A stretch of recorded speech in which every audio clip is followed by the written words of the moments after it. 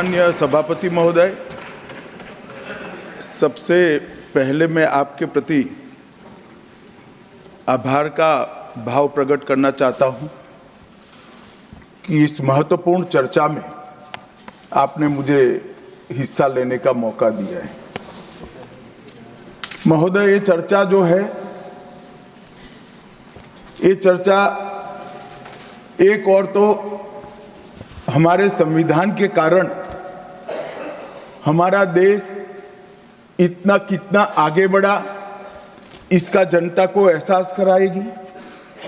दूसरी ओर हमारे संविधान की मूल भावनाओं के कारण ही 75 साल में लोकतंत्र के मूल पाताल तक गहरे गए हैं, इसका भी एहसास होता है।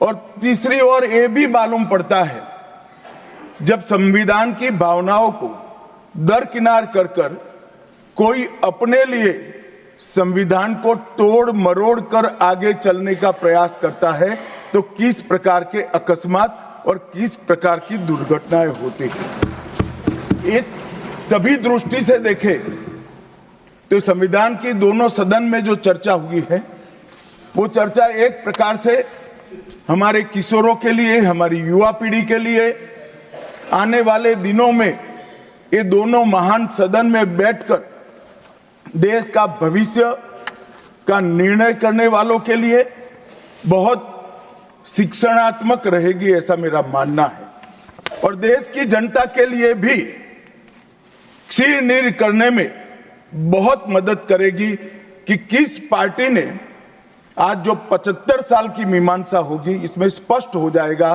किस पार्टी ने जब जब जनता ने शासन अपने वो पार्टी के हाथ में दिया, संविधान का सम्मान किया है या नहीं किया है। मान्यवर, बहुत लंबी आजादी की लड़ाई के बाद हम आजाद हुए।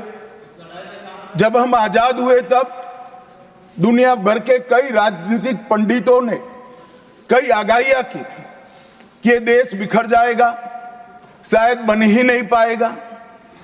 कुछ लोगों ने ऐसी आगाही की थी कि यहां डेमोक्रेटिक वैल्यू प्रस्तापित हो ही नहीं पड़ सकते, एकता हो ही नहीं सकती, और ये देश आर्थिक रूप से कभी भी आत्मनिर्भर नहीं हो पाएगा। और आज जब 75 साल के समय के बाद, संविधान को स्वीकार करने के बाद पीछे मुड़कर देखते हैं, तो सरदार पटेल का मैं अब धन्यवाद करना चाहता हूं कि सरदार साहब के अथक परिश्रम के कारण आज देश एक होकर मजबूती से दुनिया के सामने खड़ा। मान्यवर, जो कहते थे लोकतंत्र इस देश में सफल नहीं होगा, मैं वो सभी लोगों को इस सदन के माध्यम से कहना चाहता हूं कि 75 साल हो गए, हमारे साथ भी पास पड़ोस में, दुनिया भर में कई लोग आजाद हुए, नई शुरुआत की, वहां कई बार अकस्मात हुए, लोकतंत्र सफल नहीं हुआ। हमारा लोकतंत्र आज पाताल तक गहरा पहुंचा है। अनेक परिवर्तन रक्त की एक बूंद बहाए बगैर हमने करे हैं, और विचारधाराओं के आधार पर भी परिवर्तन करे हैं। अनेक तानाशाहों के गुमान, अभिमान और अहंकार को चूर चूर करने का काम इस देश की जनता ने किया है, मगर लोकतांत्रिक तरीके से किया है। और मान्यवर, जो कहते थे कि हम आर्थिक रूप से आत्मनिर्भर नहीं हो पाएंगे, उनको भी हमारी जनता ने, हमारे संविधान की खूबसूरती ने जवाब दिया है। हम आज दुनिया का 5वां अर्थतंत्र बनकर सम्मान के साथ, और ब्रिटेन जिन्होंने सालों तक हम पर राज किया, और ये जो मैंने तीनों आगाही कही वहीं से पक्ष विपक्ष में से आई थी, आज ब्रिटेन भी अर्थतंत्र की तालिका में हमारे पीछे खड़ा है। मान्यवर, ये हम सब के लिए गौरव लेने का पल है, हम सब के लिए बोध लेने का भी पल है, और हम सब के लिए संकल्प लेने का भी पल है। और ये सदन जे आपने लगभग 80 से ज्यादा सांसदों को मान्यवर बोलने का मौका दिया, 31 घंटे की चर्चा हुई, और ये चर्चा में सभी भाव पक्ष या विपक्ष से कहीं न कहीं प्रकट हुए हैं। मान्यवर, आज मैं जब यहाँ आया हूं तब ये बात कहना चाहता हूं कि आज हम जिस मुकाम पर खड़े हैं उस मुकाम पर महर्षि अरविंद और स्वामी विवेकानंद की वो भविष्यवाणी सच होती दिखाई पड़ती है कि भारत माता अपने दैदीप्यमान ओजस्वी स्वरूप से जब खड़ी होगी तब दुनिया की आंखें चकाचौंध हो जाएगी और पूरी दुनिया वो रोशनी से भारत की ओर देखेगा। वो दिन सच होगा, इसके नजदीक काफी मजल हमने काट ली है। मान्यवर, हमारा संविधान सभा की रचना और संविधान की रचना की प्रक्रिया, ये तीनों एक प्रकार से समग्र विश्व के सभी संविधानों में अनूठे हैं, अलग प्रकार के रहे हैं। हमारे यहाँ दुनिया का सबसे ज्यादा विस्तृत लिखित संविधान चर्चा के सभी हमारे पारंपरिक लक्षणों को पार करते हुए हमने किया। इस संविधान सभा में 299 सदस्य रहे, 22 धर्म जाति समुदाय के सदस्य रहे, हर प्रिंसली स्टेट का प्रतिनिधित्व रहा, हर राज्य का प्रतिनिधित्व रहा। एक प्रकार से समावेशी प्रतिनिधित्व के साथ भारत का भविष्य तय करना, मतलब संविधान को रचने की हमारी प्रक्रिया आगे बढ़ी। 2 वर्ष 11 माह और 18 दिन तक अहर्निश चर्चा चलती रही, विस्तृत चर्चा चलती रही। देश के भविष्य, देश चलाने के नियम और देश की परंपरा को समाहित करते हुए देश को आगे ले जाने का संकल्प इतनी विस्तृत चर्चा के बाद बना।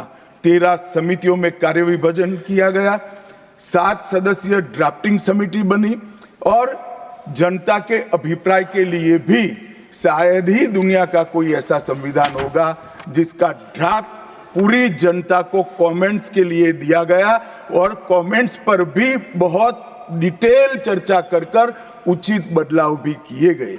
इतनी लोकतांत्रिक परंपरा से और प्रक्रिया से बना हुआ हमारा संविधान 295 अनुच्छेद, 22 भाग और 12 अनुसूचियों में बटा है। और ये सभी संविधान के अनुच्छेद, भाग और अनुसूचियां हैं, वो विश्व में कोई भी संविधान से ज्यादा उदात्त और उत्तुंग मानव मूल्यों का सृजन करने वाले रहे हैं। मान्यवर, इसलिए हम सबको इस पर गर्व है और हम सब ये संविधान को हमेशा मस्तक झुकाकर प्रणाम करते हैं। मैं एक विशेष उल्लेख करना चाहूंगा मान्यवर, नंदलाल बोस जो गुरुवर टैगोर के अंतेवासी थे, बहुत बड़े कलाकार थे। इन्होंने 4 वर्ष का समय लेकर संविधान को सजाने का काम किया और उन्होंने जो संविधान लिखा गया था इसके अनुरूप घटनाओं को संविधान के अंदर उकेरने का भी काम किया। इतिहास, धर्म, संस्कृति और परंपरा, सबसे मानव जीवन के उच्च मूल्य देने वाली सभी संदेशों को, घटनाओं को उन्होंने चित्र रूप में यहाँ पर उकेरा। यहाँ पर भगवान राम का चित्र भी मिलेगा, बुद्ध और महावीर का भी मिलेगा, दशम पिता गोविंद सिंह जी का भी चित्र मिलेगा।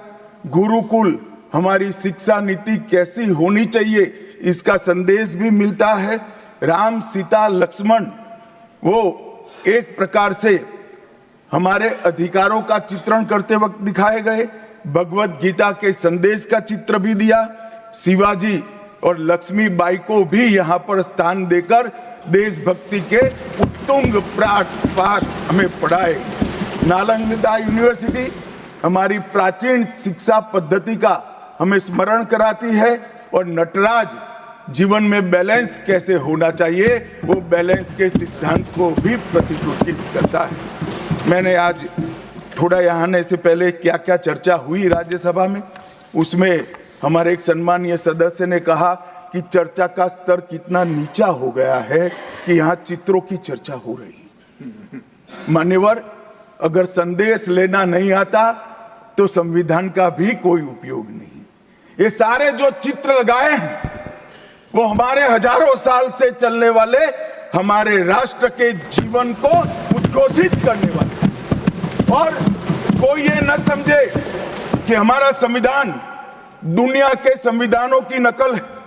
हाँ, हमने हर संविधान का अभ्यास जरूर किया है, क्योंकि हमारे यहाँ तो ऋग्वेद में कहा गया हर कोने से हमें अच्छाई प्राप्त हो, शुभ विचार प्राप्त हो और शुभ विचार को स्वीकारने के लिए मेरा मन खुला हो। मान्यवर, हमने सबसे अच्छा लिया है, मगर हमारी परंपराओं को नहीं छोड़ा है। पढ़ने का चश्मा अगर विदेशी है तो संविधान में भारतीयता कभी नहीं दिखाई देती। और मैं मानता हूं कि जिसने भी संविधान को सिर्फ शब्दों में छापा है और चित्रों को निकाल दिया है, उन्होंने संविधान की भावनाओं के साथ छल किया है।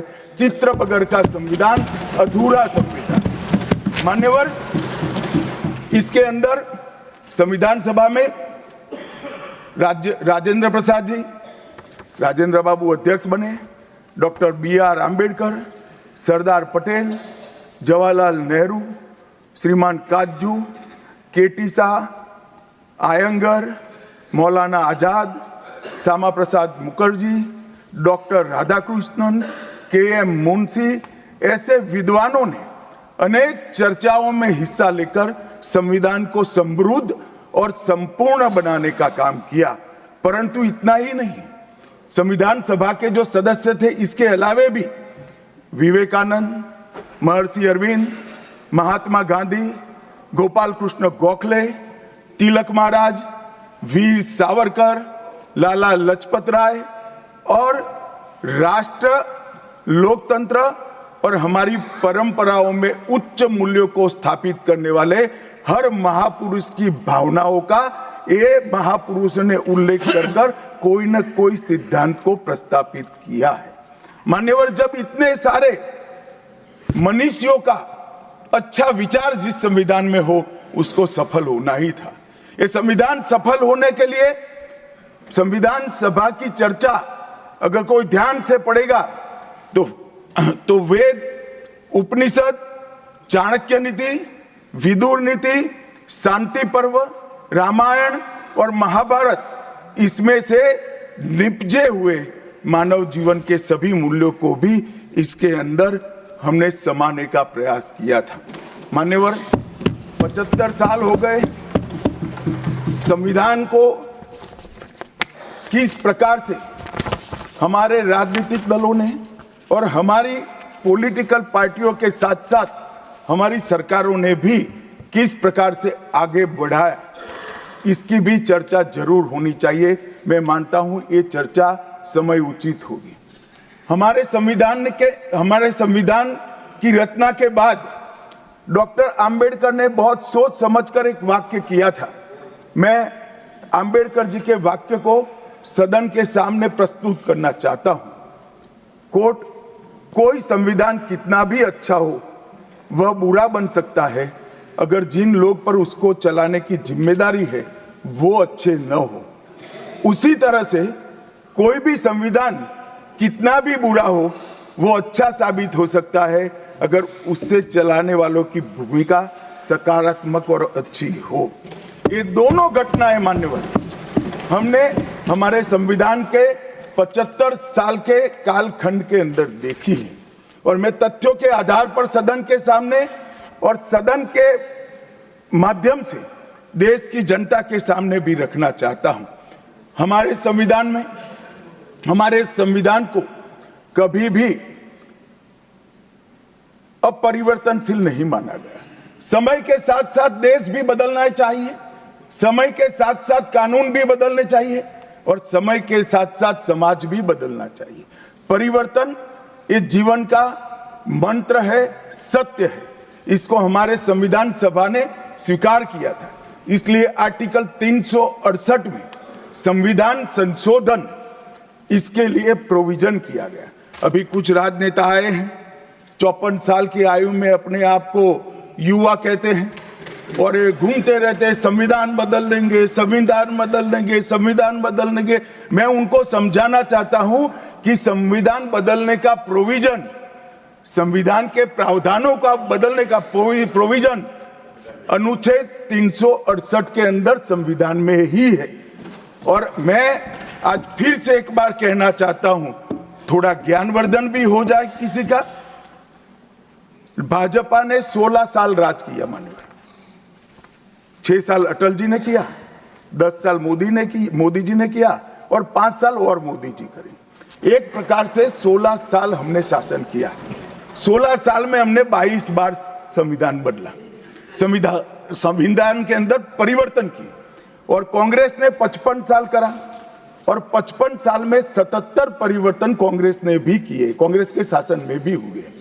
अब भारतीय जनता पार्टी और कांग्रेस दोनों ने परिवर्तन किए। ये परिवर्तन का टेस्ट कैसा था, किस प्रकार से किए गए?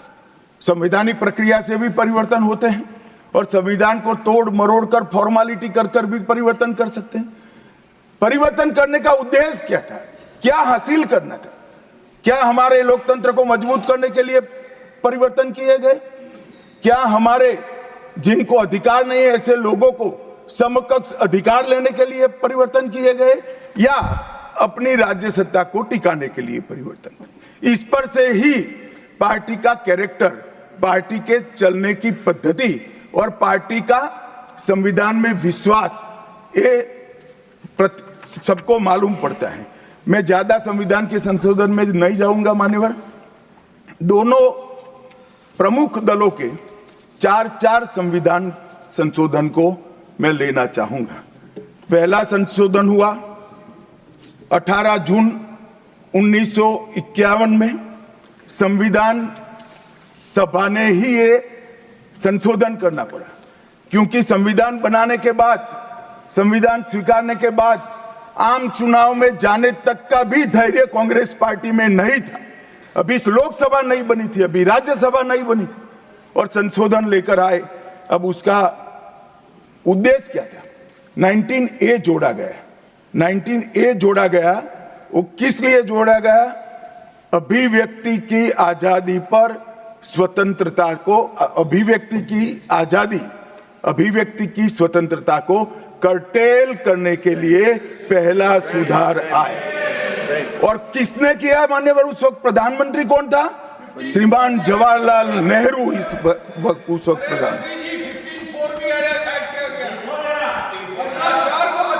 आप बता चुके। अब मान्यवर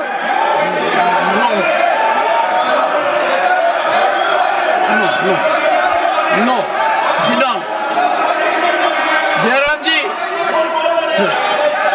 he not yielding. We heard leader of the opposition. मान्यवर, Unless there is yielding, let us hear. मान्यवर, मेरा लंबा अनुभव है आजकल करते हुए। मुझे 30 साल हो गए विधानसभा और लोकसभा राज्यसभा में बैठे हुए। संसद में भाषण करने का मेरा अनुभव है मान्यवर। वो विरोध तभी कर सकते हैं जब मेरी बात सच न हो। अगर मेरी बात सच नहीं हो तो बताए वो संविधान संशोधन नंबर 1, अब सुनिए, संविधान संशोधन नंबर 1 वो अभिव्यक्ति की आजादी को कर्टेल करने के लिए ही लाया गया था और जवाहरलाल नेहरू के लिए लाया गया। मान्यवर, 24वां संविधान संशोधन, 24वां संविधान संशोधन जवाहरलाल नेहरू जी की सुपुत्री इंदिरा जी उस वक्त प्रधानमंत्री थी। पार्टी तो वही सत्ता में थी, कांग्रेस पार्टी। 5 नवंबर 1971 को संविधान में संशोधन किया गया, 24वां संशोधन।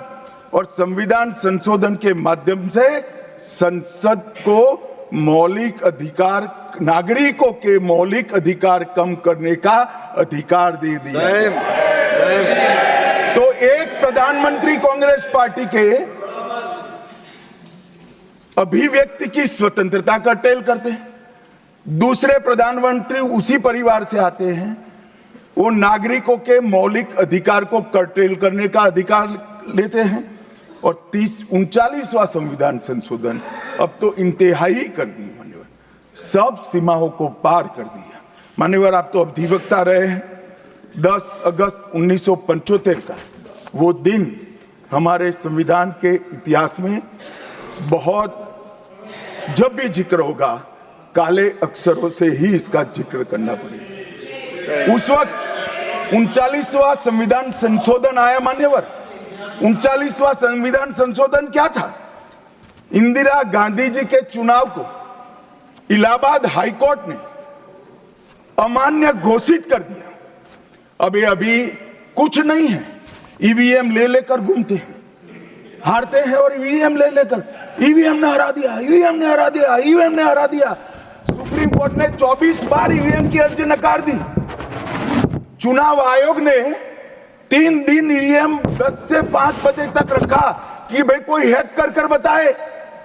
कोई नहीं गया, सुप्रीम कोर्ट में कोई नहीं गया, और हारते हैं तो ईवीएम का दोष निकालते हैं। मान्यवर, एक ही समय, एक ही दिन 2 परिणाम घोषित। एक महाराष्ट्र में सुपड़ा साफ हो गया, जो जनादेश के साथ द्रोह किया था, इसका दंड महाराष्ट्र की जनता ने दिया और दूरबीन लेकर दिखाई नहीं पड़ते, और उसी दिन वो झारखंड में जीते। तो महाराष्ट्र में ईवीएम खराब है और झारखंड में टप से जाकर नए कपड़े पहनकर शपथ ले ली। अरे भाई, जरा तो शर्म करो, जनता देख रही है। एक जगह ईवीएम सही है, एक जगह ईवीएम खराब है। मान्यवर, ऐसा कैसे हो सकता है? और मान्यवर, यहां पर इलाहाबाद हाईकोर्ट ने इंदिरा गांधी जी के चुनाव को निरस्त कर दिया, अमान्य किया, और उन्होंने संशोधन से प्रधानमंत्री पद की न्यायिक जांच पर भी प्रतिबंध लगा दिया। आपको जो करना है वो करो, कोई न्यायिक जांच नहीं है।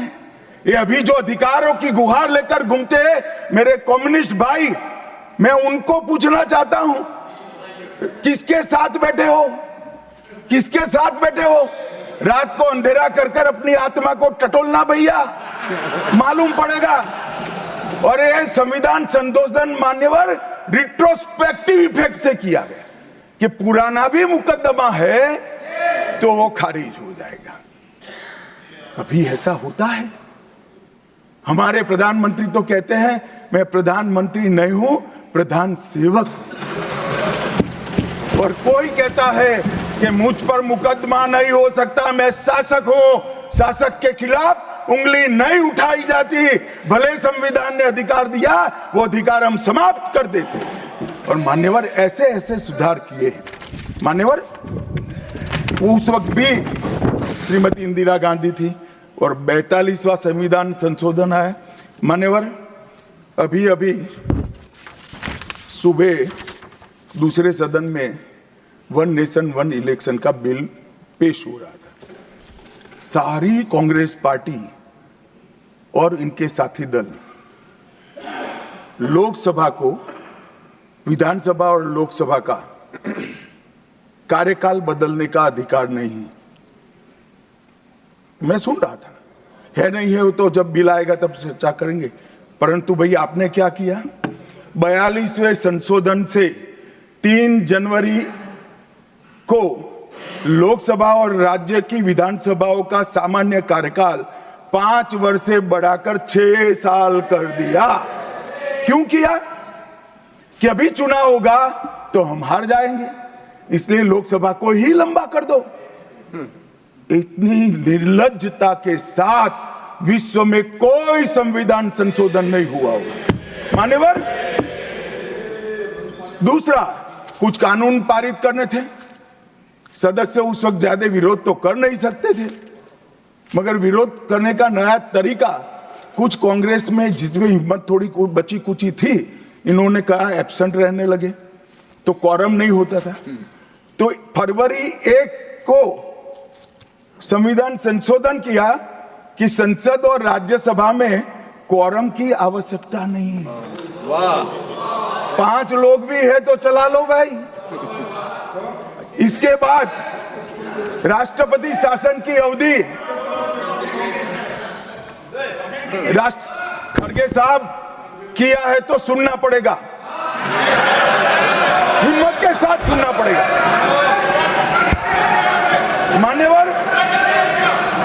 मान्यवर राष्ट्रपति शासन की अवधि, राष्ट्रपति शासन की अवधि 6 महीने तक बढ़ा दी। मान्यवर, ये 4 संशोधन, मैं समझ रहा हूं क्यों गुस्सा आ रहा है, मैं समझ रहा हूं क्यों गुस्सा आ रहा है। मान्यवर, sir, he is not yielding. Honorable Home Minister is not yielding. Are you yielding, sir? मान्यवर, मैं आपको एड्रेस करूंगा।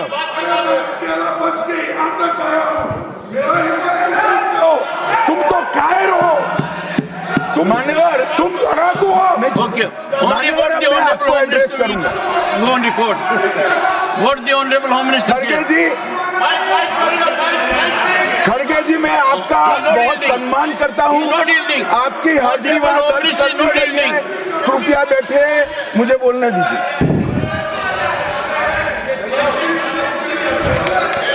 मान्यवर, ये चारों संशोधन मैं मेरी पार्टी के दफ्तर से नहीं ला सकता। ये चारों संशोधन संविधान में हुए, किसी को अदालत ने निरस्त किया, किसी को जनता पार्टी की सरकार आई तब उसको निरस्त किया, कुछ लिंगरिंग टेस्ट में रह गए, पर ये चारों संशोधन वास्तविकता है। ये 4 संशोधन से कांग्रेस पार्टी की संविधान सुधार करने की मंशा क्या है? एक में हम पर केस ना हो, दूसरे में हम चुनाव हारने वाले तो समय बढ़ा देना, तीसरे में मेरे पर जांच नहीं हो सकती, और चौथे में नागरिकों के संविधान प्रदत्त अधिकारों को समाप्त करना। ये उद्देश्य बताते हैं। अब मैं हमारा 4 संशोधन लेकर आता हूं। माननीय, सबसे पहला संशोधन नरेंद्र मोदी जी ने सरकार में किया, 101वां नंबर भी अच्छा आया है। 101वां संशोधन 1 जुलाई 17 को हम जीएसटी को लेकर आए मान्यवर, और इस देश के अर्थतंत्र को रिदम में लाने का, कश्मीर से कन्याकुमारी और कामाख्या से द्वारका तक विशाल फैले हुए देश को जीएसटी के तहत 100 अलग अलग बिक्री करके कानूनों को समाप्त कर कर, लोगों की हालाकी खत्म कर कर एक कानून लाने का काम नरेंद्र मोदी जी ने किया, और वो लोगों की भलाई की। कल की डिबेट मैंने पढ़ी है, कोई सदस्य बोले कि नरेंद्र मोदी जी ने विरोध किया था। मैं रिकॉर्ड पर कहता हूं, हां, नरेंद्र मोदी जी ने विरोध किया था। किस मुद्दे पर किया था? आप जीएसटी तो लाना चाहते थे, मगर राज्यों को कंपनसेशन की गारंटी देना नहीं चाहते थे। हम जीएसटी भी लाए और राज्य को विकास दर के हिसाब से कंपनसेशन की गारंटी भी दी। इतना ही नहीं, गारंटी का 10 साल तक पालन करने का काम भी भारतीय जनता पार्टी की नरेंद्र मोदी सरकार ने किया। हम संशोधन लाए देश के अर्थतंत्र को सुचारू बनाने के लिए। दूसरा संशोधन लाए, 102वां संशोधन, national commission of backward class को संवैधानिक दर्जा देने का काम। अब कुछ लोगों को पेट में दुख रहा है कि नरेंद्र मोदी जी ने ये क्यों किया। मैं साहब आगे बहुत सारी बातें बताऊंगा। नरेंद्र मोदी जी इसलिए कर पाए कि आपने नहीं किया था। अगर आप ये कर देते तो मोदी जी के तो भाग्य में ही नहीं आता। मगर साहब, पिछड़ी जातियों का कल्याण कभी भी कांग्रेस पार्टी का विश्वास नहीं रहा, मान्यता नहीं रही, नीति भी नहीं रही। भारतीय जनता पार्टी ने संविधान संशोधन पिछड़ी जातियों के कल्याण के लिए। तीसरा संशोधन क्या लाए? 130वां संशोधन 12 जनवरी 19, किसी भी जिनको आरक्षण का फायदा नहीं मिलता है, ऐसी जाति के गरीब से गरीब बच्चों को 10% आरक्षण देने का फैसला। गरीब कल्याण और गरीब हटाओ की बातों, गरीबी हटाओ की बातों सालों तक करी, सूद नहीं मिली, समय नहीं मिला, विचार नहीं आया। ये विचार नरेंद्र मोदी जी को आया और गरीबों को, बच्चों को 10% आरक्षण पूरे देश भर में मिला। मान्यवर 105वां संशोधन, ओबीसी की पहचान करने के लिए केंद्र के पास अधिकार थे। अब मैं बताना चाहता हूं, इतने बड़े विशाल देश में 140 करोड़ की जनसंख्या में पिछड़ी जातियों का पिछड़ापना क्या कोई एक केंद्र सरकार कर सकती है?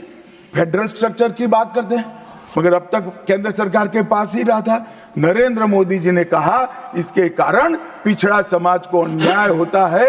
आगे से ये संविधान संशोधन करने के बाद 10 अगस्त 2021 के बाद पिछड़ापन का निर्णय करने का अधिकार राज्य की सरकारों को देने का काम नरेंद्र मोदी। और मान्यवर, सबसे अंतिम संशोधन में पांचवा कहना चाहता हूं, 106वां संशोधन, और मैं तो क्रम में बोला हूं, एक भी काटा नहीं। 101, 102, 103, 104, 105, 106 सभी के सभी जन कल्याण के लिए। और छठा सम्मेलन संशोधन था 28 सितंबर 2023 को, मातृशक्ति को शक्ति प्रदान करने का, मातृशक्ति को 33% आरक्षण, नारी शक्ति वंदन अधिनियम। मान्यवर, मैं आज आपके माध्यम से पूरे सदन से और पूरे सदन के माध्यम से देश भर की 140 करोड़ की जनता को कहना चाहता हूं कि जब इस दोनों सदन में 33% नारी शक्ति बैठेगी, संविधान निर्माताओं की कल्पना पूरी हो जाएगी। मान्यवर, इनकी आत्मा को बहुत शांति मिलेगी। इसके अलावा भी हम कई कानून लेकर आए। हम कानून लाए ट्रिपल तलाक को निरस्त करने का। अब ये कहते हैं आपकी वोट बैंक की राजनीति है। मान्यवर, सुप्रीम कोर्ट का कोई वोट बैंक होता है क्या? सुप्रीम कोर्ट तो चुनाव नहीं लड़ती है, जजों को चुनाव नहीं लड़ना है। ट्रिपल तलाक समाप्त करना चाहिए और साहबानों को मुआवजा देना चाहिए। दोनों जजमेंट सुप्रीम कोर्ट ने अलग अलग समय पर दिए थे, परंतु वोट बैंक की राजनीति हम नहीं कर रहे हैं। वोट बैंक की राजनीति कर कर मुस्लिम बहनों के साथ इतने साल अन्याय करने का काम एक कांग्रेस पार्टी ने किया। हमने तो ट्रिपल तलाक समाप्त कर कर मुस्लिम माताओं को, बहनों को अधिकार दिया। आपका कि भी अधिकार आपके पति जैसे हैं, मगर देखिए साहब, ट्रिपल तलाक समाप्त हो गया, अभी कोई नहीं कहता अच्छा हुआ। कैसे कहेगा?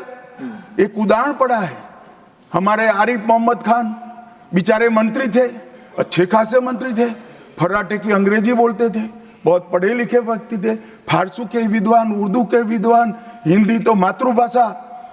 अब उन्होंने कहा कि साहबानों को मुआवजा देना चाहिए। मंत्री पद भी गया, सांसद पद भी गया, और बेचारे कई सालों तक संघर्ष करते। कौन बोलेगा? मान्यवर, इनका जो पद्धति है वोट बैंक की पॉलिटिक्स करने की पद्धति है। मान्यवर, 2020 में हम नई शिक्षा नीति लाए। पहली शिक्षा नीति आजादी के बाद आई है जिसका विरोध कम्युनिस्ट भी नहीं कर पाए। बाकी तो शिक्षा नीति आए और कम्युनिस्ट पार्टी विरोध न करे, ऐसा कभी हो सकता है? मुझे भी बड़ा आश्चर्य होगा कि प्रकृति बदल गई है या उनका सोच बदल गया है। खैर, जो भी हुआ, फिर मुझे किसी ने बताया कि आपने इतनी अच्छी शिक्षा नीति लाए हैं कि इसका विरोध करोगे तो लोग उनका विरोध करेंगे, इसलिए विरोध नहीं किया है। मान्यवर, जम्मू कश्मीर में आरक्षण देने का संशोधन विधेयक लाए और 3 नए आपराधिक कानून भी हम लेकर आए। हमारी क्रिमिनल जस्टिस सिस्टम के ये 3 कानून 160 साल बाद पहले अंग्रेजों ने बनाए थे, अंग्रेजों की पार्लियामेंट में बने थे। नरेंद्र मोदी जी ने, माननीय नरेंद्र मोदी जी ने बीएनएस, बीएनएसएस और बीएसए के माध्यम से हमारी संपूर्ण न्यायिक आपराधिक न्याय प्रणालिका को भारतीयकरण करने का काम नरेंद्र मोदी जी। और वो कानून जो अंग्रेजों को राज टिकाने के लिए बने थे, वो कानून को समाप्त कर कर हमारे संविधान ने हमारे नागरिकों को जो अधिकार दिए हैं, समय पर न्याय मिलना चाहिए। इसका करने का काम नरेंद्र मोदी जी ने किया। इस देश को गुलामी की मानसिकता से आजाद करने का काम कई सालों के बाद अगर किसी ने किया तो हमारे नेता नरेंद्र मोदी ने किया। और आप तो कई साल तक, अटल जी की सरकार आई, कई साल तक बजट शाम को 5:30 बजे रखते थे। क्यों शाम को 5:30 बजे रखते थे? क्योंकि इंग्लैंड की रानी के घड़ी में उस वक्त 11 बजते थे। आजादी के इतने सालों तक अंग्रेज की रानी के घड़ी से बजट रखने की आदत थी, वो भी किसी ने बदला तो भारतीय जनता पार्टी ने बदला, अटल बिहारी वाजपेयी। मान्यवर, संविधान के सम्मान की बहुत बातें हुई, मगर संविधान का सम्मान सिर्फ बातों में नहीं होना चाहिए, कृति में भी होना चाहिए, कर्तृत्व में भी होना चाहिए और कल्पना में भी होना चाहिए। जब कृति में नहीं है, कर्तृत्व में नहीं है, तो कल्पना में आ ही नहीं सकता। अभी मैंने इस चुनाव में अजीबोगरीब नजारा देखा मान्यवर, अजीबोगरीब नजारा था। आज तक इतने साल चुनाव हुए, किसी ने आम सभाओं में संविधान को लहराया नहीं। संविधान को लहराकर, झूठ बोलकर जनादेश लेने का कुत्सित प्रयास कांग्रेस पार्टी के नेताओं के माध्यम से। मान्यवर,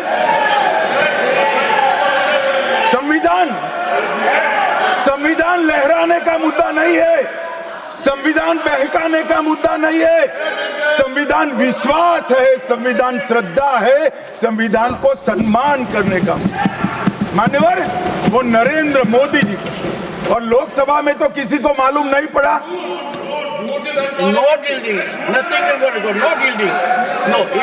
मान्यवर, लोकसभा में तो किसी को मालूम नहीं पड़ा, लोकसभा में तो किसी को मालूम नहीं पड़ा। जागरूकता थी। महाराष्ट्र में भी लहराने के अलावे बांटने गए तो एक पत्रकार के हाथ में भी आ गया, खोला तो मान्यवर पूरा कोरा था, अंदर कुछ लिखा ही नहीं था, प्रीएम्बल भी नहीं था। मान्यवर, इतना बड़ा छल। आपकी बात नहीं कर रहा मैं, ये तो पकड़े जाने के बाद तो सब लोग सुधर जाते हैं। मान्यवर, 75 साल के इतिहास में, संविधान के आयुष्य में, संविधान के नाम पर इतना बड़ा छल मेरे जीवन में तो मैंने ना देखा है ना जाना है। और कारण ढूंढते हैं कि क्यों हारे। मैं बता दूं, कारण मत ढूंढिए, कमेटी की जरूरत नहीं है। संविधान और आरक्षण करते थे, लोग जान गए कि संविधान फर्जी लेकर घूमते हो तो लोगों ने हरा दिया। मान्यवर, ये प्रति जो लेकर घूमते हैं, इसमें गोखले साहब ने क्या लिखा है वो एक बार पढ़ लें। उन्होंने लिखा है कि इंदिरा जी और कांग्रेस पार्टी ने संविधान पर सबसे ज्यादा कठोर कुठाराघात करने का काम किया है। जो प्रति लेकर घूमते हैं ना, उसकी प्रस्तावना में लिखा गया। माननीय अध्यक्ष, माननीय सभापति महोदय, माननीय सभापति महोदय, संविधान कैसे तोड़ा मरोड़ा जा सकता है, इसके भी मैं 2 उदाहरण देना चाहता हूं। हमारे सेना के जवान, सुरक्षा दलों के जवान, वो हमारी मातृभूमि की 1 इंच भूमि पर जान देने के लिए तैयार है। सैकड़ों हजारों लोग शहीद हुए 1 इंच भूमि के लिए। और मान्यवर, किसी को भी भूमि देनी है तो आर्टिकल 1 अमेंड करना पड़ेगा। आर्टिकल 1 में हमारे भूभाग की व्याख्या की गई है, इसको बदलना पड़ता है। तमिलनाडु के पास एक टापू था, कच्चातीवू टापू। वो टापू 1974 में अचानक ही एक एग्रीमेंट कर वन फाइन मॉर्निंग लंका को दे दिया गया। मान्यवर, चलो भाई, बहुमत था आपका, मान लो,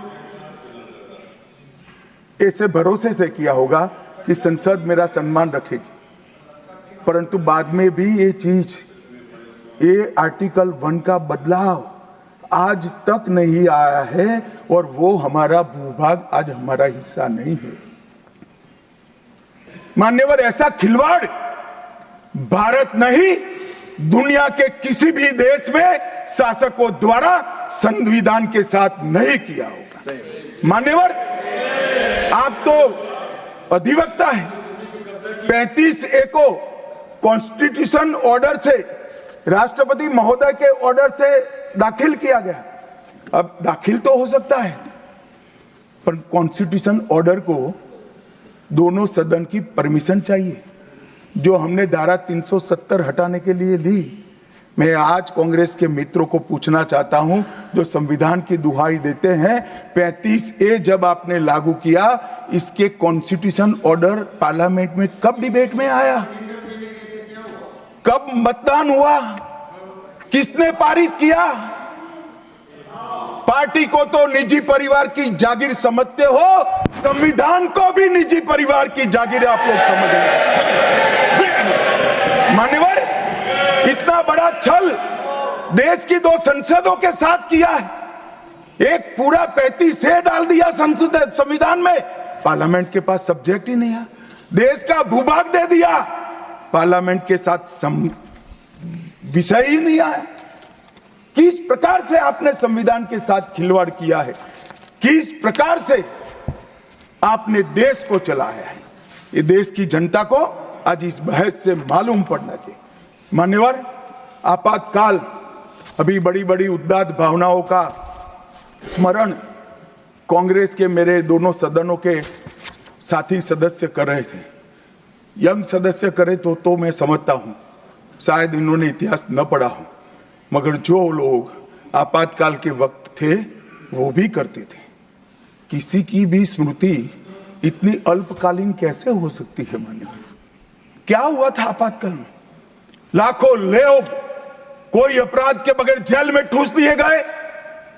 लाखों लोग, कोई पॉलिटिकल पार्टी बाकी नहीं है। आज इनके साथ बैठे हैं, उनमें से भी कुछ लोग जेल में थे, वो भी नहीं बोलते हैं।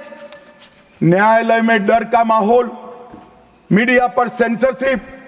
इंडियन एक्सप्रेस ने अपना संपादकीय एक भी शब्द लिखे बगैर का कोरा संपादकीय प्रकाशित करा, क्योंकि लिख नहीं सकते थे।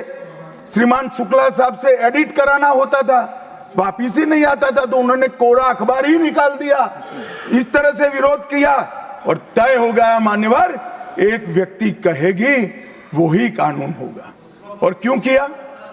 देश पर आक्रमण हुआ था क्या? देश की आंतरिक सलामती ठीक नहीं थी क्या?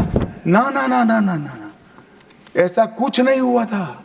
सिर्फ इतना हुआ था कि इलाहाबाद हाईकोर्ट ने उनको सांसद के रूप में अयोग्य ठहरा दिया था।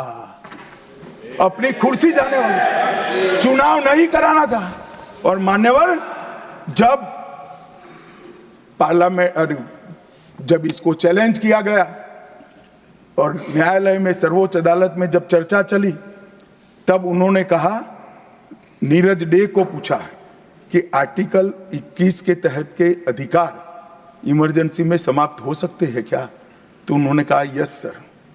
साहब, कोई भी वकील को यस सर कहने की इतनी बड़ी फीस नहीं मिली होगी। नीरज डे 11 साल तक अटॉर्नी जनरल रहे, एक यस सर कहने का। मान्यवर, डीओ ड्राफ्ट जो होता है वो कैबिनेट में, कैबिनेट मंत्रालय से आता है। कैबिनेट मंत्रालय में डीओ ही नहीं है। कैबिनेट का जो प्रस्ताव होता है कैबिनेट मंत्रालय के थ्रू जाता है, मगर आज कैबिनेट में कोई रिकॉर्ड नहीं है। कैबिनेट मंत्रालय में मैं तो छोटा था मान्यवर, मुझे जेल में नहीं जाना पड़ा। मेरी आयु होती तो मेरा भी सौभाग्य होता, पूरे 19 महीने इसके विरोध में मैं जेल में रहना पसंद करता, परंतु मैं छोटा था। मुझे इमरजेंसी की मालूमात कैसे पड़ी? मैं बीना का गीतमाला सुनता था, बीना का गीतमाला अचानक बंद हो गई, तो मैंने घर में झगड़ा किया कि बीना का क्यों गीतमाला क्यों नहीं आती। मेरे पड़ोस वाले चाचा ने कहा किशोर कुमार के साथ इंदिरा जी का झगड़ा हो गया है, बीना का गीतमाला में किशोर कुमार का आवाज नहीं आना चाहिए, तो नए गीतों की रिकॉर्डिंग हुई और किशोर कुमार और लता मंगेशकर के ड्यूएट गीत भी लता दीदी की आवाज में ही पूरे देश ने 19 महीना सुने साहब। देखिए डेमोक्रेसी की बात करें मान्यवर, इस प्रकार की कृति, ऐसा दंड दिया देश की जनता ने उनको कि अब स्वप्न में भी नहीं कर सकते हैं। ऐसी कृति कोई न करे, इसलिए ये बहस जरूरी है। और मान्यवर, हम तो संविधान का सम्मान करते हैं। नरेंद्र मोदी जी ने संविधान दिन मनाने की बात रखी तो एक वरिष्ठ कांग्रेसी नेता ने कहा, क्या जरूरत है संविधान दिन की, 26 जनवरी तो है। बोले भाई, संविधान को जितनी भी बार स्मरण करोगे, इसकी भावनाओं के प्रति आपकी आस्था दृढ़। और मान्यवर, इसलिए नरेंद्र मोदी जी संविधान दिन मनाते हैं और संविधान के निर्माताओं की पुण्य स्मृति में मनाते हैं। मान्यवर, उस वक्त आज ही मुझे किसी शायर ने दुष्यंत कुमार की पंक्ति भेजी है इमरजेंसी के लिए। मैं ज्यादा भाषण इमरजेंसी पर करना नहीं चाहता, परंतु मैं जरूर कहना चाहूंगा। दुष्यंत कुमार की पंक्ति है, एक गुड़िया की कई कठपुतलियों में जान है, एक गुड़िया की कई कठपुतलियों में जान है। आज शायर ये तमाशा देखकर हैरान है। कल नुमाइश में मिला वो चिथड़े हाल कपड़े पहने हुए, मैंने उसको नाम पूछा तुम कौन हो, तो उसने कहा मैं संविधान हूं। दुष्यंत कुमार जी की कविता है मान्यवर, इंदिरा जी को समर्पित है। मान्यवर, जब संविधान बन रहा था, संविधान के हर आर्टिकल पर चर्चा चल रही थी। हम आजाद हो गए थे, आजाद हुए थे, पर हमारा देश कोई नया नहीं बना था। हम तो हजारों सालों से दुनिया में सबसे चिर पुरातन संस्कृति, चिर पुरातन धर्म और चिर पुरातन समाज जीवन लेकर निकले हुए देश हैं। हाँ, एक कालखंड के लिए गुलाम हो गए थे, आजादी मिली, आगे देश कैसे चले इसका एक डॉक्यूमेंट बनाना था। तो उस डॉक्यूमेंट में चर्चा में आया कि अब देश का नाम क्या हो। अंग्रेज लिख कर गए थे इंडिया, क्योंकि वो भारत को जानते ही नहीं थे। वहां जो प्रचलन में शब्द होंगे यूरोप में, वो शब्द उन्होंने हम पर थोप दिया था और गुलामी की मानसिकता ने इसको स्वीकार भी किया था। मगर जब आजाद हुए तब इस पर चर्चा हुई और अब उस वक्त के सदस्य सेठ गोविंददास ने दरखास्त किया कि देश का नाम भारत रखना चाहिए। उस वक्त जवाहरलाल नेहरू ने कहा कि पीछे देखने की जरूरत नहीं है, भविष्य की ओर देखिए। और मान्यवर, देश के नाम के अंदर इंडिया भी रहा, भारत भी रहा। खैर, मैं इस पर टिप्पणी करना नहीं चाहता, परंतु नजरिए का सवाल है। अगर इंडिया के चश्मे से भारत को देखोगे तो भारत समझ में नहीं आएगा, पूरा जीवन चला जाएगा। और इसलिए इन्होंने अपने गठबंधन का नाम भी इंडिया ही रखा है, इसीलिए रखा है, वो ही सोच से चलना है। और मान्यवर, हमारे प्रधानमंत्री जी ने विकास तो करना है, दुनिया में सबसे आगे बढ़ना ही है, विकास के साथ साथ विरासत को भी अपना कर आगे बढ़े। गुलामी की हर परंपरा को हम समाप्त करना चाहते हैं। हम एक आजाद मुल्क है, सार्वभौमत्व से लैस मुल्क है, किसी की परंपरा हमें स्वीकार नहीं है। परंपरा बदलनी है तो हम बदलेंगे, नए कपड़े हर कोई पहनता है, हम भी पहनेंगे, परंतु हमारी पुरानी परंपराओं पर हमें शर्म नहीं है। और मान्यवर, क्या किया नरेंद्र मोदी जी ने, राजपथ जो अंग्रेज सम्राट के सम्मान में नाम रखा गया था, उसका नाम बदलकर कर्तव्य पथ रखा। इंडिया गेट पर किंग पंचम जॉर्ज की मूर्ति लगी थी, मूर्ति हटा दिया, शर्म के मारे में स्थान खाली था। हमने वहां सुभाष बाबू की प्रतिमा लगा। मान्यवर, नेवी का चिन्ह जो देकर गए थे वही चलता था। हमने वीर छत्रपति शिवाजी महाराज की नेवी के चिन्ह को हमने भगवान बिरसा मुंडा की 150वीं जयंती को जनजातीय गौरव वर्ष के रूप में मनाया।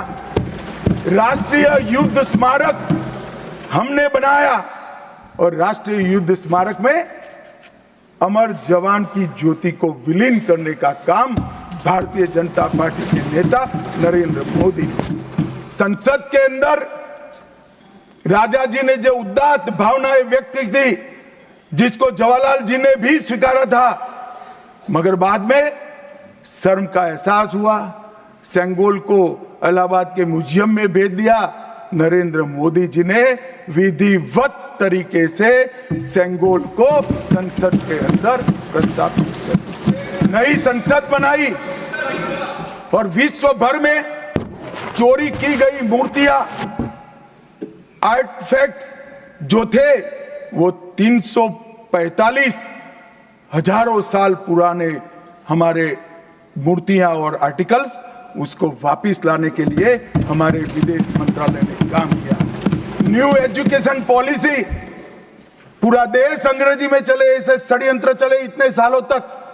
न्यू एजुकेशन पॉलिसी में हमने कंपलसरी कर दिया बच्चे की प्राथमिक शिक्षा मातृभाषा में होगी। मान्यवर, मातृभाषा में आईएएस आईपीएस का एग्जाम नहीं दिया जाता था, हमने वहां मातृभाषा में एग्जामिनेशन को किया। अभी तमिलनाडु के सदस्य बोल रहे थे, पहले आप जिनके साथ बैठे हो उनके शासन में तमिल में आईएएस आईपीएस का पेपर नहीं लिख सकते थे। आज तमिल मीडियम में बड़ा हुआ बच्चा गर्व के साथ देश का टॉप ब्यूरोक्रेट बन सकता है। ये व्यवस्था हमने करी।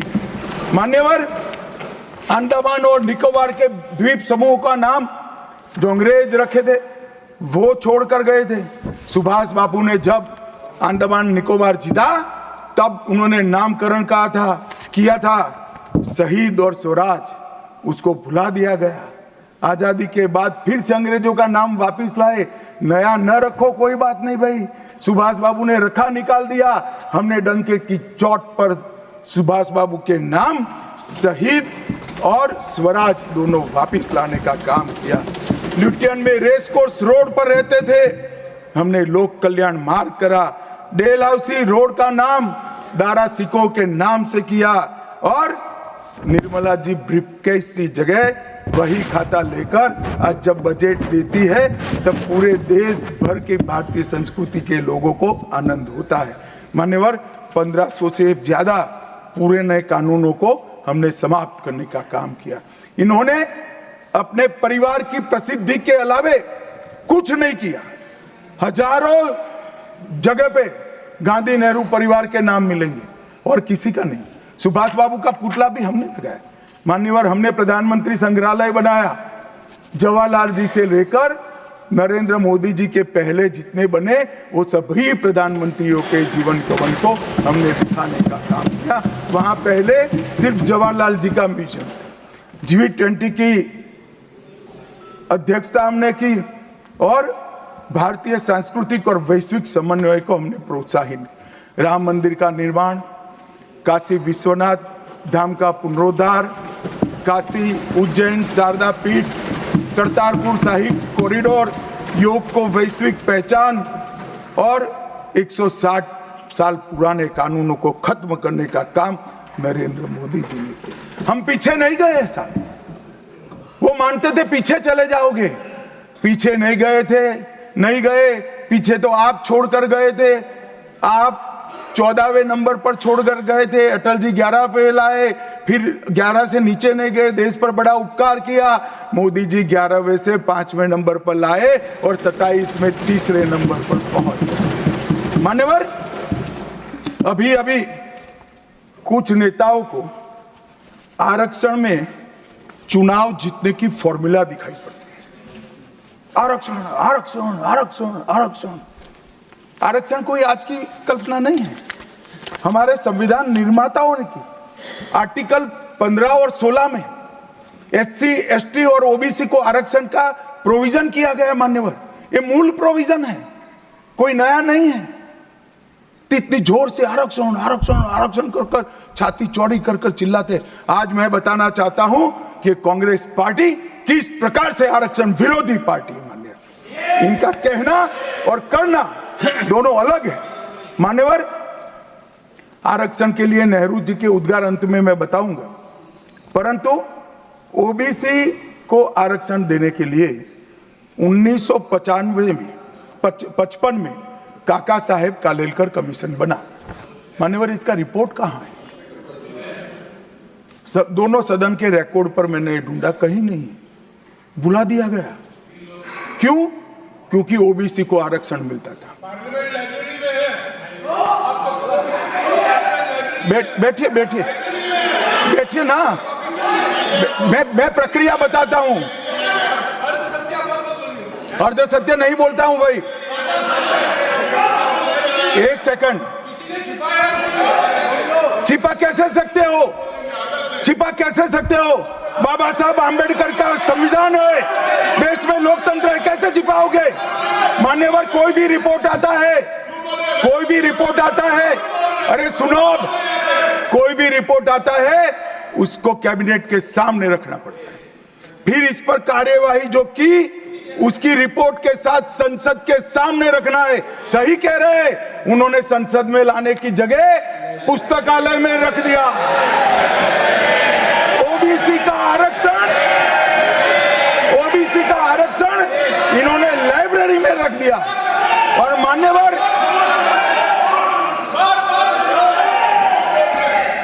मान्यवर अगर काका साहेब कालेलकर कमीशन का रिपोर्ट स्वीकार कर लिए होते तो 1980 में मंडल कमीशन की रिपोर्ट की जरूरत ना पड़ती। मंडल कमीशन का रिपोर्ट कमीशन ही इसलिए बनाया गया क्योंकि काका साहेब कालेलकर कमीशन का रिपोर्ट स्वीकारा नहीं, और 80 में मंडल कमीशन का भी रिपोर्ट आ गया, किसी ने इसका अमल नहीं किया। अमल कब हुआ? जब 90 में इनकी सरकार गई तब अमल हुआ। और मान्यवर तब तक मंडल कमीशन के रिपोर्ट को भी ठंडे बस्ते में डाल दिया गया। 90 में, अरे सुनिए मान्यवर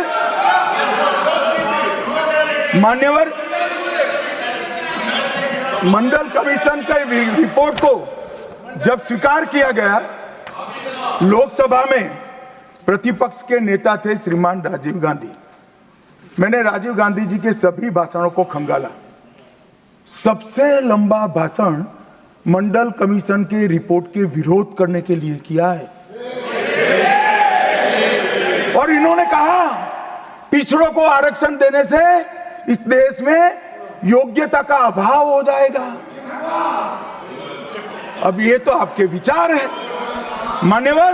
राजीव गांधी की स्पीच भी, श्री राजीव गांधी की स्पीच भी लोकसभा के रिकॉर्ड पर पड़ी है। लाइब्रेरी में आप जाते हैं, लोकसभा की स्पीच निकलवा कर नहीं पढ़ते। जयराम जी पढ़ लीजिए एक बार।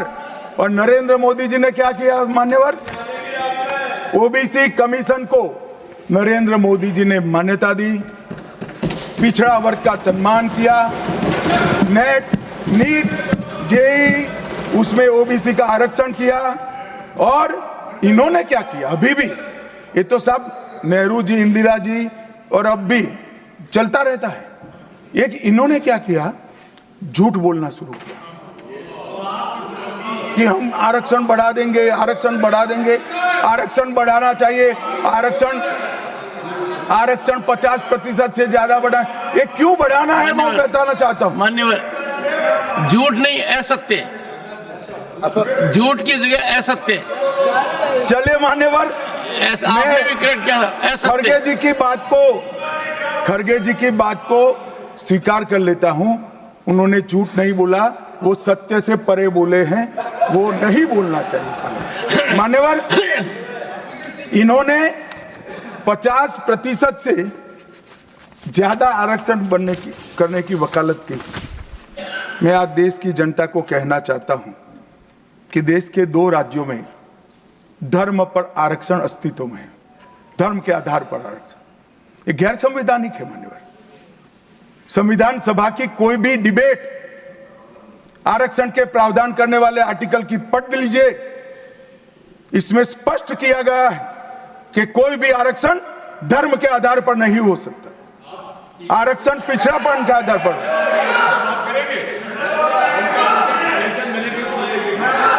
मान्यवर, मगर दोनों राज्यों में जब कांग्रेस की सरकार थी तब धर्म के आधार पर आरक्षण दिया। अब क्या हुआ है, सुप्रीम कोर्ट में रुक जाता है क्योंकि 50% की सीमा है, वो ओबीसी का कोई कल्याण नहीं चाहते हैं। 50% की सीमा बढ़ाकर मुसलमानों को आरक्षण देना चाहते हैं, माननीय, धर्म के आधार पर आरक्षण देना चाहते हैं। और मैं आज फिर से एक बार इस सदन में जिम्मेदारी तब के साथ कहता हूं, दोनों सदन में जब तक भाजपा का एक भी सदस्य है, धर्म के आधार पर आरक्षण हम नहीं होने देंगे। ये संविधान विरोधी है। मान्यवर,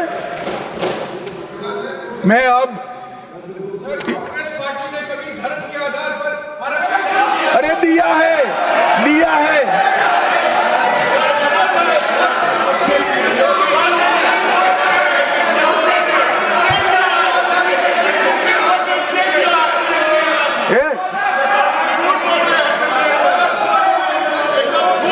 मान्यवर, इससे तो ये बच जाएंगे, मगर मैं रिकॉर्ड पर से कुछ कोट अनकोट कहना चाहता हूं, जो संविधान सभा की चर्चा का रिकॉर्ड है। जवाहरलाल नेहरू जी ने कहा, मैं ये देखकर सचमुच आश्चर्यचकित हूं कि नियुक्ति में आरक्षण के सिद्धांत को कितनी देर तक ले जा रहा है, मतलब कितना बढ़ा रहे हैं। मुझे नहीं लगता कि ये बिल्कुल अच्छा है। ऐसा लगता है कि मुदलियार और ब्राह्मणों के सिवा लगभग सभी जातियों को पिछड़ा वर्ग में शामिल कर देंगे। मान्यवर, सरकारी सेवाओं में आरक्षण के लिए इनके विचार थे। मैं इस बात से चिंतित हूं कि सरकारी सेवाओं में नियुक्ति के लिए जिस तरह से बहुत सारी जातियां और समूहों के आरक्षण के प्रस्ताव आते हैं, यह बहुत बुरी प्रवृत्ति है। इससे सरकारी कामकाज और आम तौर पर विकास और सार्वजनिक जीवन में गिरावट आएगी। मान्यवर, ये इनके विचार है, आज तक नहीं बदले, यही विचार है।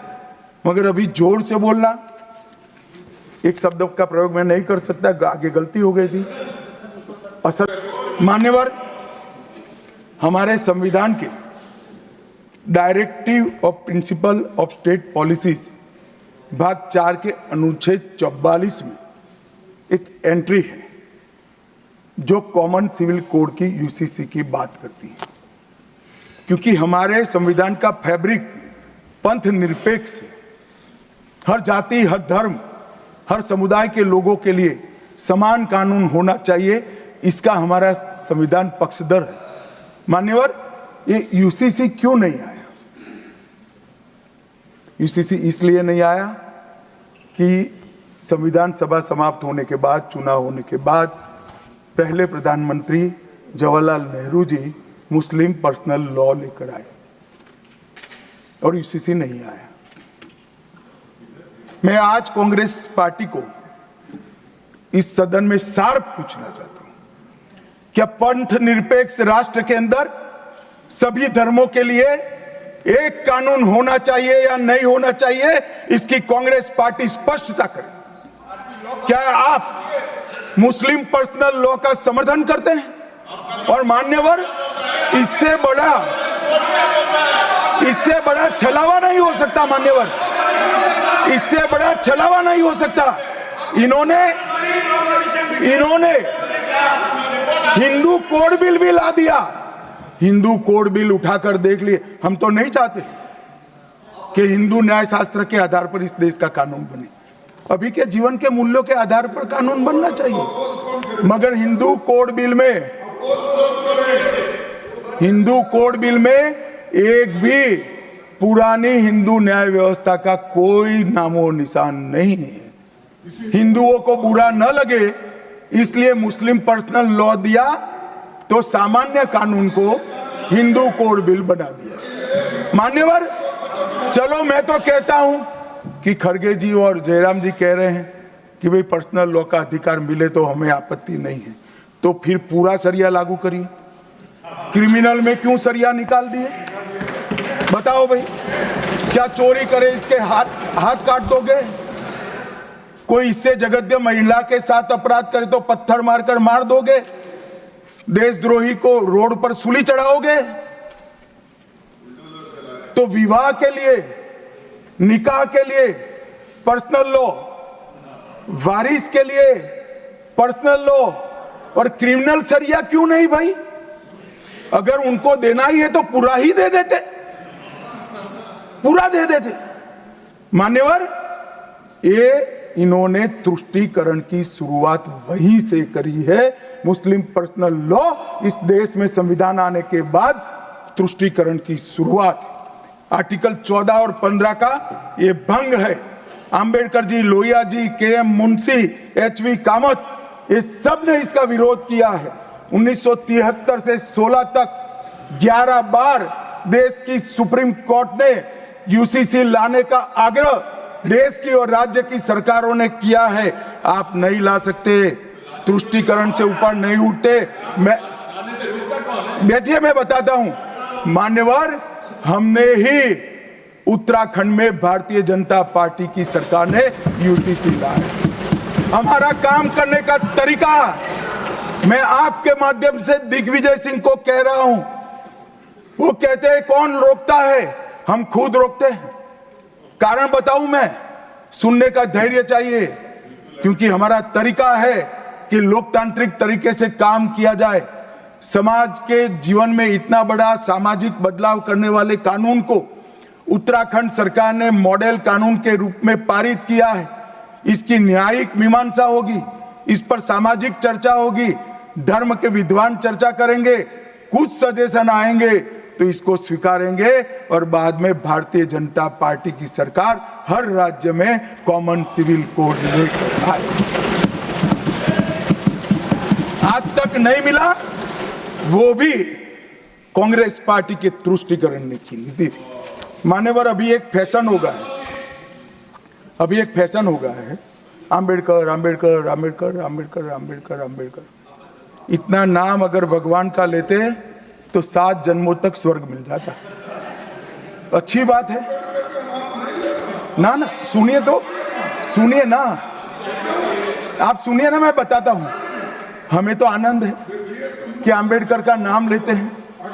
अंबेडकर का नाम अभी 100 बार ज्यादा लो, परंतु 7-8 में अंबेडकर जी के प्रति आपका भाव क्या है ये मैं बताता हूं। मान्यवर, अंबेडकर जी को देश की पहली कैबिनेट से इस्तीफा क्यों दे दिया?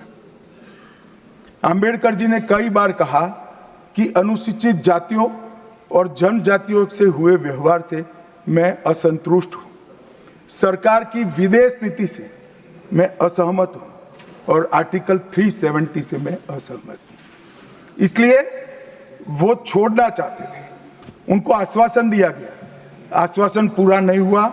उन्होंने इग्नोरेंस के चलते इस्तीफा दे दिया और एक श्री B.C. रॉय ने पत्र लिखा कि अंबेडकर और राजा जी जैसे 2 महानुभाव मंत्रिमंडल छोड़ेंगे तो क्या होगा।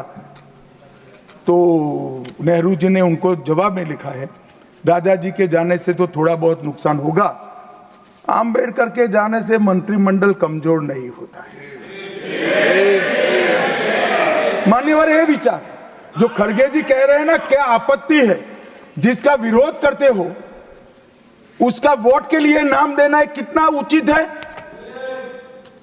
क्योंकि अब अंबेडकर जी को मानने वाले पर्याप्त संख्या में आ गए हैं, इसलिए आप अंबेडकर अंबेडकर कर रहे हो।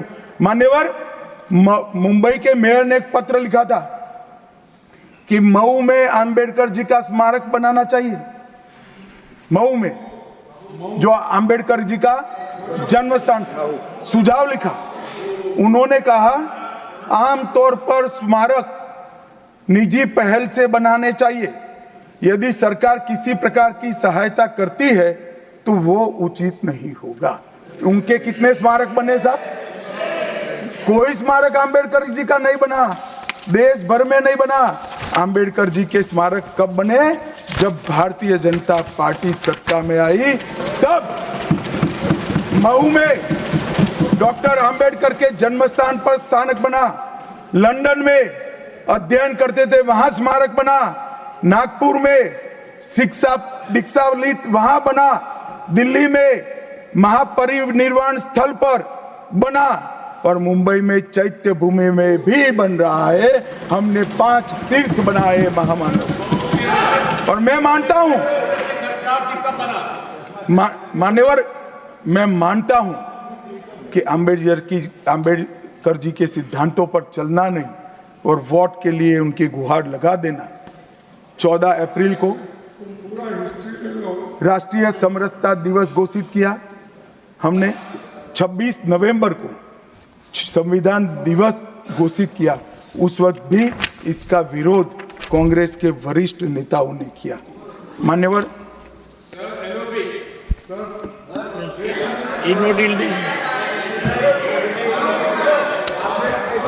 मान्यवर 370 पर कई बार चर्चा हुई है। मैं ज्यादा कहना नहीं चाहता। सब जानते हैं कि एक टेम्पररी प्रोविजन को अनौरत संतान की तरह अपनी गोदी में 70 साल तक कांग्रेस ने खिलाने का काम किया और 370 हटाने के लिए लोहे का जिगर चाहिए। और जब देश के प्रधानमंत्री नरेंद्र मोदी जी 2019 में फिर से प्रधानमंत्री बने, एक ही झटके से इसी सदन में 370 और 35 को समाप्त। इसी सदन में कहते थे खून की नदियां बह जाएगी। खून की नदियां छोड़ो, कंकड़ चलाने की किसी की हिम्मत नहीं है। कंकड़। और मान्यवर क्या हुआ? इसके बाद क्या हुआ? 35,000 पंचायत के सदस्य आजादी के बाद पहली बार चुनकर आए। 2 करोड़ 11 लाख एक वर्ष में पर्यटक आए। पत्थरबाजी शून्य हो गई। आतंकवादी घटना 92% कम हो गई।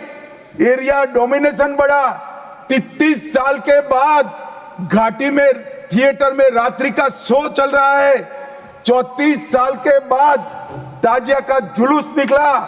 पहाड़ी, गुर्जर, बकरवाल और वाल्मीकि को आरक्षण मिला और घाटी के हर घर पर हर घर तिरंगा अभियान भी चला। श्रीनगर में फॉर्मूला 4 कार रेसिंग हुई। लाल चौक पर तिरंगा शान से फहरता है और दुनिया का सबसे ऊंचा रेलवे आर्च ब्रिज आज चिनाब नदी पर बन रहा है। सबसे बड़ी लंबी ट्रांसपोर्टेशन टनल फिर पंजाल में बनी और निर्यात रैंकिंग में अपना कश्मीर सभी यूटी में नंबर 1 पर निर्यात में आया।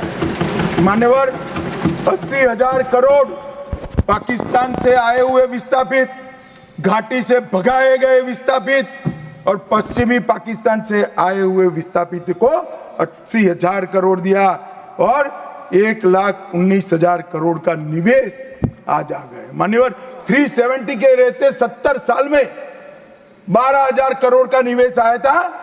अब 5 साल के अंदर 1,19,000 करोड़ का। G20 के डेलीगेट्स भी वहां गए। अमरनाथ यात्रा में 4.5 लाख यात्रियों ने अपनी श्रद्धा व्यक्त की और कुपवाड़ा के शारदा देवी मंदिर में 600 वर्ष के बाद पहली बार दीपावली मनाने का काम। मान्यवर, ये कहते हैं 370 हटाने से क्या हुआ? मैं बताता हूं, आपकी तुष्टीकरण की दुकान बंद हो गई है। तुष्टीकरण बंद हो गया। मान्यवर आज संविधान के आर्टिकल 124 में न्यायपालिका की व्यवस्था के लिए हमारा जिक्र है। कांग्रेस पार्टी की सरकारों ने आर्टिकल 124 की भावनाओं के साथ किस तरह से खिलवाड़ किया है वो मैं आज सदन के माध्यम से सभी सदस्यों को और देश को बताना चाहता हूं। पहला मामला 1973 में जब संसद और सुप्रीम कोर्ट के बीच में न्यायिक पुनरावलोकन जुडिशियल रिव्यू के लेकर संघर्ष हुआ, तब उसको समाप्त कर देने का काम कांग्रेस पार्टी ने किया और इसके बाद में केशवानंद भारती ने फिर से इसको रिस्टोर किया। फैसले से नाराज होकर, फैसला तो चलो पक्ष में भी आता है, खिलाफ भी आता है, हमारे खिलाफ भी कई फैसले आते हैं, क्या कर सकते हैं, मानना चाहिए, हमारी संवैधानिक व्यवस्था है, आर्टिकल 124 कहता है। परंतु कांग्रेस ने क्या किया, 3 वरिष्ठ न्यायाधीश जस्टिस जे.एम. सेलत, के.एस. हेगड़े और ए.एन. ग्रोवर तीनों को प्रमोशन से महरूम कर सजा देकर चौथे न्यायाधीश को प्रमोशन देने का काम करा, जिसके कारण ये 3 सज्जनों ने अपना अपमान महसूस करते हुए संविधान की सुरक्षा के लिए इस्तीफा देकर घर पे जाना पसंद किया। ये किया है मैंने। दूसरा मामला 76 में एडीएम जबलपुर बनाम शिवकांत शुक्ला, ये बार बार दोहराना चाहिए, 140 करोड़ लोगों को रट हो जाना चाहिए जिससे कोई हिम्मत न कर सके इमरजेंसी डालने की। हर बच्चे को रटाना चाहिए कि तानाशाहों को क्या करना चाहिए। मान्यवर एडीएम जबलपुर,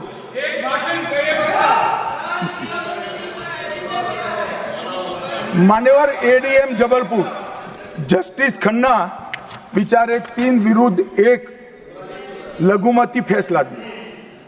क्या हुआ, वो कभी भी चीफ जस्टिस नहीं बन पाए मान्यवर, उनको रिटायर्ड हो जाना।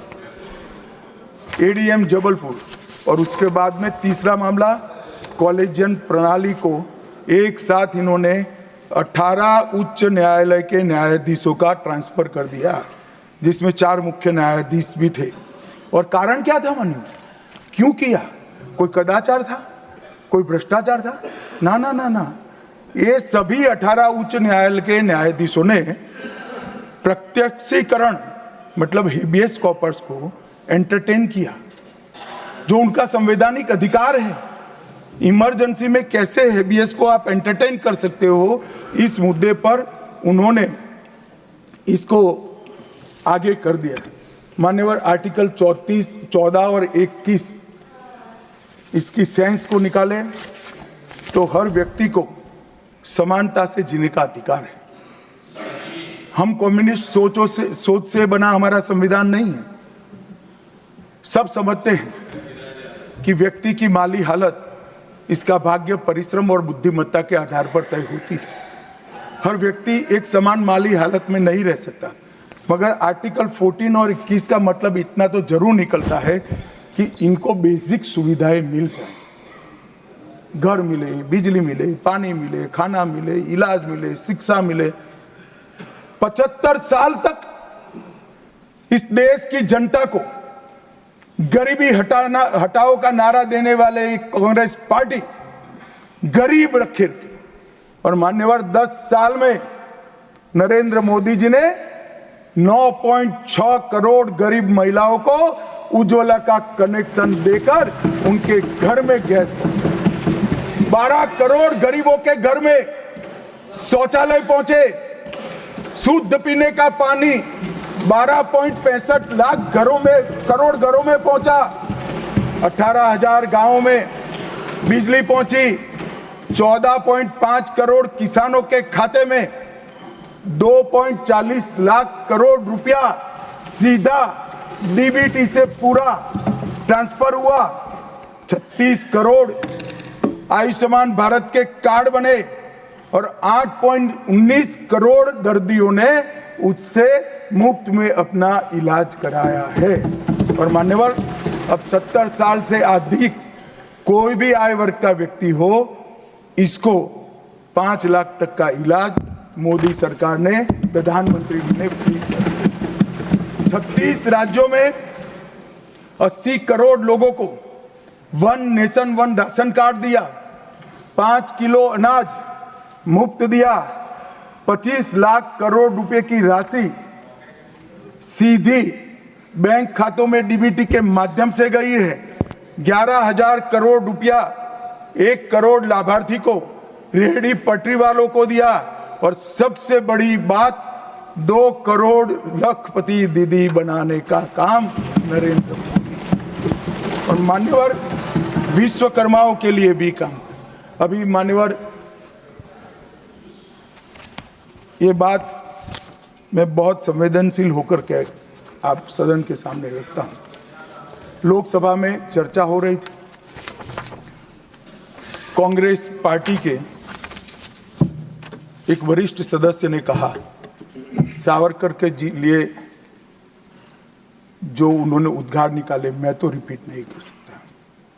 मान्यवर, सावरकर जी के सामने जो वीर लगा है ना, वो कोई सरकार, कोई पॉलिटिकल पार्टी की चुनी हुई सरकार ने नहीं दिया है। इसके सामने वीर, उनकी वीरता के कारण 140 करोड़ लोगों ने। मान्यवर, ऐसा उत्कृष्ट देशभक्त जिसके लिए ऐसे उच्चारण देश की सबसे बड़ी पंचायत में होते हैं, इसके बारे में कोई जानकारी लिए बगैर लगातार कई सालों से झूठ फैलाया जाता है। मैं आज रिकॉर्ड पर कहना चाहता हूं मान्यवर,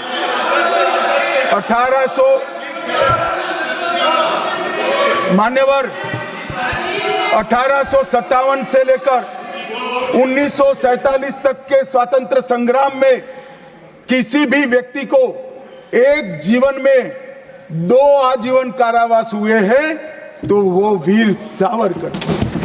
मध्य दरिये में देश को आजादी दिलाने के लिए टॉयलेट तोड़कर दरिया में छलांग लगाने का साहस किसे में था तो वीर सावरकर। एक ही जेल में 2 भाई काला पानी की सजा काट रहे थे, 10 साल तक भाई एक दूसरे को देखे नहीं। ऐसा वीर परिवार पूरे देश में दूसरा नहीं। मान्यवर, आज सावरकर जी की एक उक्ति में यहां पर कहना चाहता हूं। उनका एक मराठी में वाक्य है, तुझ साठी मरण ते जनन, तुझ बिन जनन ते मरण। इसके आगे है, हे मातृभूमि तेरे लिए मरण मृत्यु ही जीवन है और तेरे बिना जीवन मेरे लिए मृत्यु से भी कठिन। ये देशभक्ति के वाक्य जिस व्यक्ति के मुंह से निकले, इसके लिए इस प्रकार की सदन में चर्चा करते हैं, सार्वजनिक रूप से बोलते हैं और गर्व महसूस करते हैं। क्या देशभक्ति कोई विचारधारा के साथ जुड़ी हो ही सकती है? देश के प्रति बलिदान किसी धर्म के साथ जुड़ा हुआ हो सकता है? किस प्रकार के स्तर पर हम देश के सार्वजनिक जीवन को ले गए हैं मान्यवर, और हमारी तो न माने, हमारी न सुने। सुनिए सुनिए, आप हमारी न माने, हमारी न सुने, हमको न स्वीकारे, मगर मैं इंदिरा जी के 2 वाक्य कोट करना चाहता हूं। एक, उन्होंने 1966 में सावरकर जी के निधन पर कहा, सावरकर एक महान व्यक्ति थे, उनका नाम साहस और देशभक्ति का पर्याय है। एक महान क्रांतिकारी जिन्होंने अनगिनत लोगों को प्रेरणा देने का काम किया, इंदिरा गांधी तत्कालीन प्रधानमंत्री। दूसरा, श्री बाखले को पत्र लिखा था कि आपका पत्र मुझे मिला, वीर सावरकर द्वारा ब्रिटिश सरकार के प्रति साहसी प्रतिरोध का हमारे स्वतंत्रता संग्राम के इतिहास में अपना एक महत्वपूर्ण स्थान। मैं भारत के इस असाधारण पुत्र की जन्म शताब्दी के लिए कोटि कोटि शुभकामनाएं देती हूं प्रधानमंत्री। भाई हमारा तो न सुनो, मगर आप इंदिरा जी का भी नहीं सुनते हो। और मान्यवर, आपके माध्यम से ये थी ना ना ना, सब बीच में नहीं जगह होती है। मान्यवर मेरा आज इस चर्चा के माध्यम से देश भर के अलग अलग पॉलिटिकल पार्टी, अलग अलग विचारधारा, अलग अलग धर्म के लोगों को एक निवेदन है कि देशभक्ति, वीरता, बलिदान और समर्पण को धर्म के साथ, विचारधारा के साथ या पार्टी के साथ मत जोड़िए। जो वीर होता है वो वीर होता है, कोई भी पार्टी में जो होता है। जो देशभक्त होता है वो देशभक्त होता है, कोई भी विचारधारा का होता है। और जो बलिदान देता है वो बलिदान ही देता है, किसी भी धर्म के अंदर जन्म लिया हो। मान्यवर, ये बहुत नीचा विचार है, एक स्तर से नीचा विचार। और मैं चाहता हूं कि आज की चर्चा से देश की जनता इस प्रकार के चीजों का जवाब मांगना शुरू करे। मान्यवर, कांग्रेस पार्टी ने, हमारे संविधान ने 3 चीजों को, हर आर्टिकल का हार्द निकालेंगे तो कहीं ना कहीं इसे और जाएगा। 3 चीजों को हमारे संविधान ने नहीं स्वीकारा, क्योंकि हम लोकतंत्र में हैं, परिवारवाद नहीं होना चाहिए, पंथ निरपेक्ष राष्ट्र है इसलिए तुष्टीकरण नहीं होना चाहिए, और जन कल्याणकारी राज्य है इसलिए भ्रष्टाचार नहीं होना चाहिए। मुझे कई बार लगता है कि कांग्रेस पार्टी क्यों संविधान का सम्मान नहीं करती है, मगर जब ये 3 शब्द मैंने पढ़े तो मुझे मालूम पड़ा कि अगर वो संविधान की भावनाओं का संविधान करेंगे, सम्मान करेंगे, तो तुष्टीकरण, परिवारवाद और भ्रष्टाचार तीनों को छोड़ना पड़ेगा। इसके बगैर उनका अस्तित्व टिक ही नहीं सकता। परंतु एक व्यक्ति गरीब के घर से जन्म लेकर आता है, चाय बेचने वाला बेटा, जिसकी सास पुश्तों में ना आगे कोई राजनीति में है ना कोई पीछे है, एक गरीब है मान्यवर, और तुष्टीकरण को नहीं मानता है। ऐसा आदमी जब 2014 में देश का प्रधानमंत्री बना, इन्होंने देश की राजनीति को तुष्टीकरण, परिवारवाद और भ्रष्टाचार के नासूर को हमेशा के लिए। और मुझे किसी ने कहा कि अभी अभी महाराष्ट्र और हरियाणा में हार के लिए कांग्रेस पार्टी कोई आत्मनिरीक्षण के लिए कमेटी बना रही है। कोई कमेटी की जरूरत, मेरा अच्छा खासा अनुभव है। तुष्टीकरण, परिवारवाद और भ्रष्टाचार छोड़ दो, जनता चुनकर ला देगी आपको, कुछ करने की जरूरत नहीं है। मान्यवर, अभी 1 नेशन 1 इलेक्शन का विरोध करें। मान्यवर, मैं इस पर ज्यादा बात करना नहीं चाहता क्योंकि समिति ने शीश किया है, मगर विरोध करते हैं, इसके तर्क तो रखने चाहिए ना।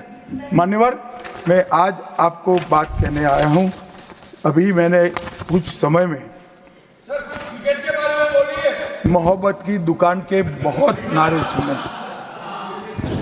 मोहब्बत की दुकान देश के हर गांव में खोलने की महत्वाकांक्षा वाले लोग भी, बहुत भाषण उनके मैंने सुने हैं। मेरा उनको कहना है, मोहब्बत दुकान से बेचने की चीज नहीं है भैया। मोहब्बत प्रचार की चीज नहीं है। मोहब्बत दिल में बसाने का जज्बा है, और मोहब्बत दूसरों को महसूस कराने का लम्हा है। अगर इतना समझ जाएंगे तो और कोई तकलीफ नहीं पड़ेगी। मान्यवर, अंत में मैं इतना कहना चाहता हूं कि आज़ादी के अमृत महोत्सव में इस देश के प्रधानमंत्री जी आज़ादी के अमृत महोत्सव को बहुत अच्छे तरीके से एक वेल डिजाइन मैनर में मनाने का निर्णय किया। पूरे लाखों कार्यक्रम हुए। इसका मीन निकालते, इसका हार्द निकालते तो आता है 3 उद्देश्य सामने आते हैं। बालकों, बच्चे, युवा और जनता को आज़ादी के 90 बस लंबे आज़ादी के संग्राम के इतिहास की जानकारी देना, गुमनाम आज़ादी के सेना नायकों का नई पीढ़ी और आने वाली पीढ़ी को परिचय कराना, 75 साल में हमने जो सिद्धियां प्राप्त की है इसका गौरव 140 करोड़ भारतीयों के मन में उत्पन्न करना, और जब आजादी के 100 साल हो गए तब ये देश पूरे संसार में हर क्षेत्र में नंबर 1 पर हो, ऐसे महान भारत की रचना।